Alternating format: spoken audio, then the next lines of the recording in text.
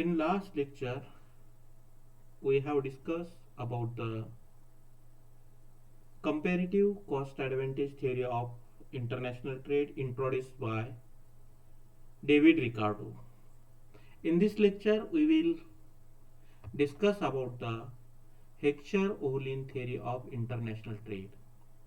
It is known as factor endowment theory of international trade and also modern theory of factor endowment. Bertin Ohlin, in his famous book Interregional and International Trade, criticized classical theory of international trade and formulated the general equilibrium or factor proportion theory of international trade. It is also known as the modern theory of international trade or Heckscher-Ohlin theory of international trade.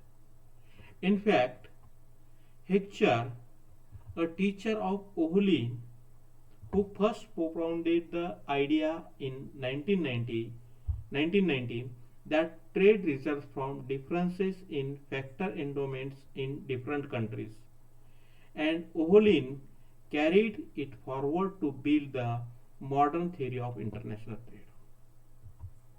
He has successfully extended this theory applicable to single market to deal with trade between different regions within a country or between different countries.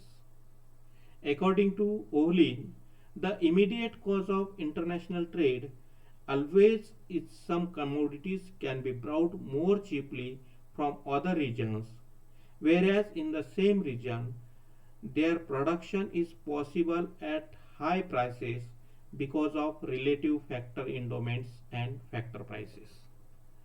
The statement of factor endowment theory is countries that are rich in capital will export capital intensive goods and countries that have much labor will export labor intensive theories.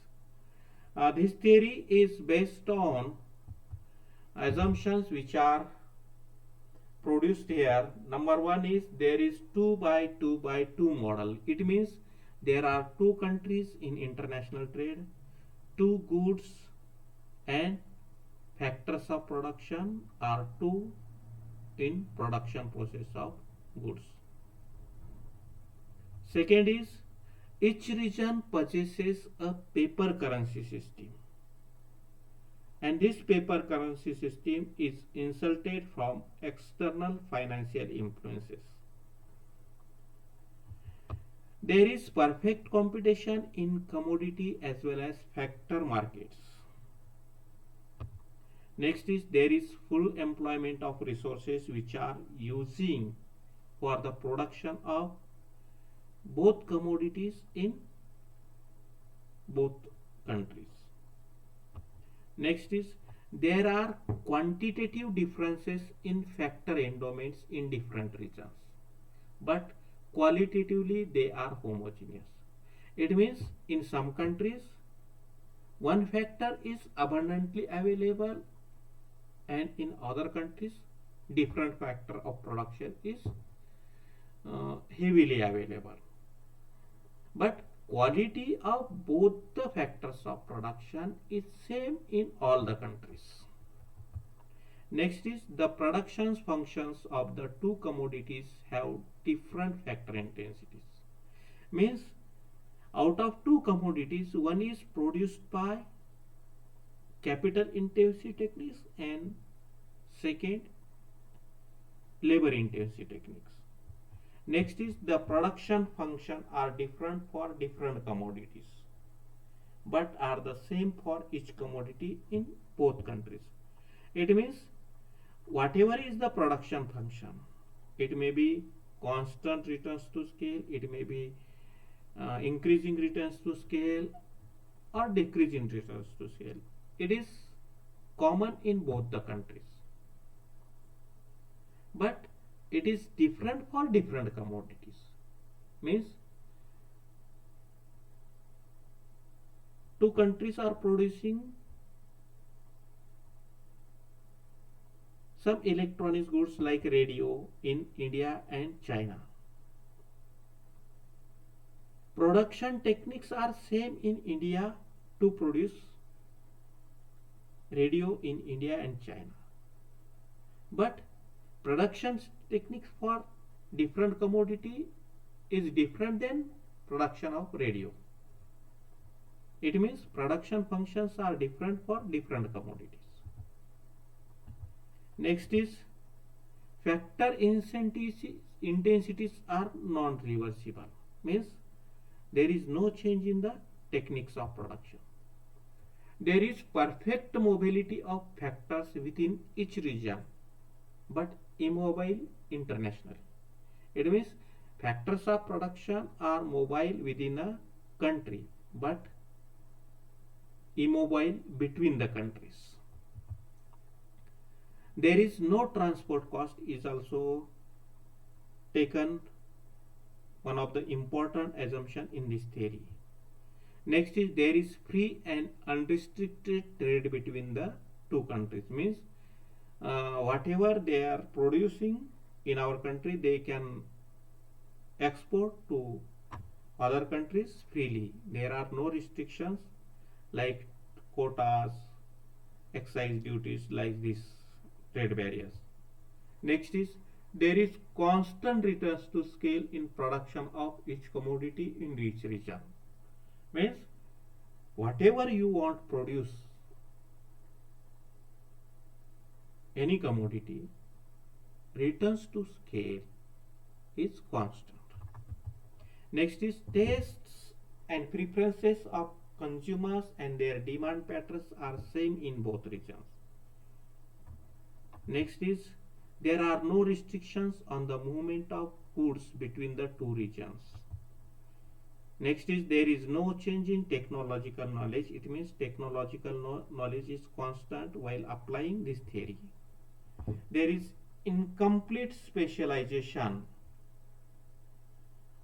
in production of both the commodities in country. It means there is no specialization in production of any one commodity in both the countries. This theory we can explain by the graph. Before this, we can explain this theory by a simple example. According to the Heckscher-Ohlin, immediate cause of international trade is the difference in relative commodity prices caused by differences in relative demand and supply of factors as a result of differences in factor endowments between the two commodities. Fundamentally, the relative scarcity of factors in relation to demand is essential for trade between two regions. Commodities which uses large quantity of scarce factors are imported because their prices are high, while those using abundant factors are exported because their prices are low. The Heckscher-Ohlin theory is explained in terms of two definitions. Number one, factor abundance in terms of factor price and in terms of physical quantities. Here I have explained Heckscher-Ohlin theory with factor abundance in terms of factor price. According to the Heckscher-Ohlin definition, country A is abundant in capital if prices of capital to prices of labor is less than prices of capital to prices of labor in country B.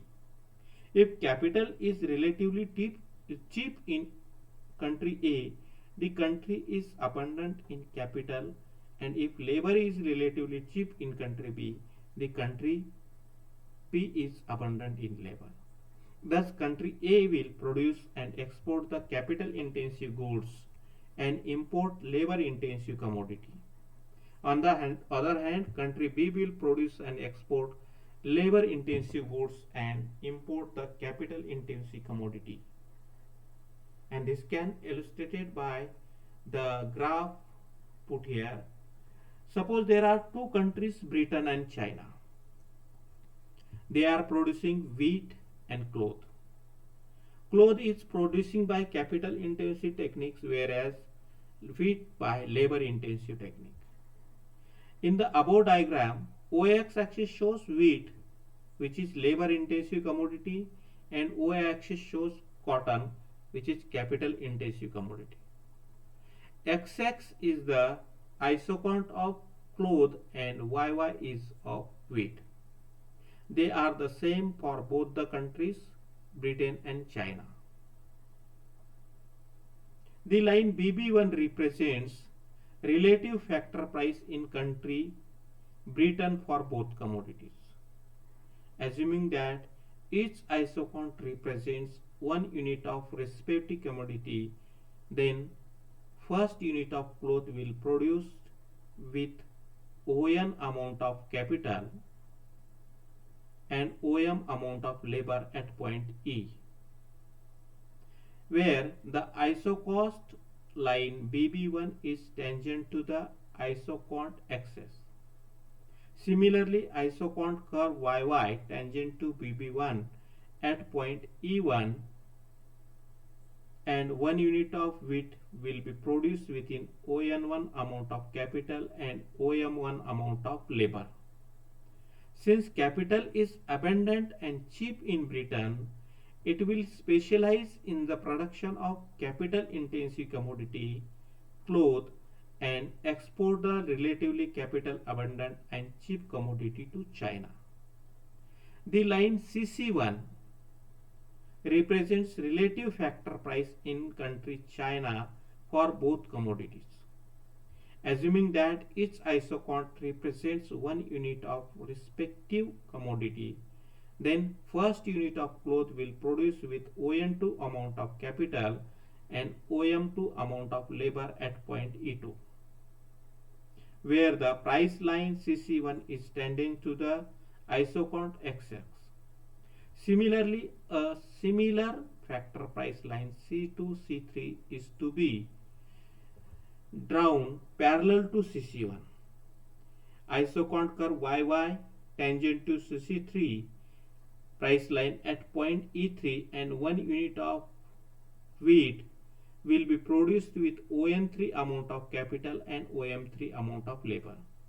Since labor is abundant and cheap in China, it will specialize in production of labor intensive commodity wheat and export the relatively labor abundant and cheap commodity to the Britain. This theory can also explain in terms of factor abundance in physical terms. However, this theory is also criticized by different economists, in which first criticism is 2 by 2 by 2 model. Olin has been criticized for presenting 2 by 2 by 2 model based on oversimplified assumptions. But as Olin himself pointed out, it can be extended to many regions, many commodities, and many factors. He demonstrated it in the mathematical appendix to his book. This theory is criticized as a statistics theory. The Olin's model is statistic in nature. It only gives some characteristics of an economy at a given point of time. Next criticism is factors are not homogeneous in both the countries. The theory assumes the existence of the homogeneous factors in the two countries which can be measured for calculating factor endowment ratios. But in reality, no two factors are homogeneous qualitatively between the countries, and even one factor is of various types. Next criticism is production techniques not homogeneous. Olin model assumes homogeneous production techniques for each commodity in the two countries. But production techniques are different for the same commodity in the two countries. Tastes and demand patterns are not identical. The Hechter-Olin theory is based on the assumption of identical tastes and demand patterns of consumption in both countries.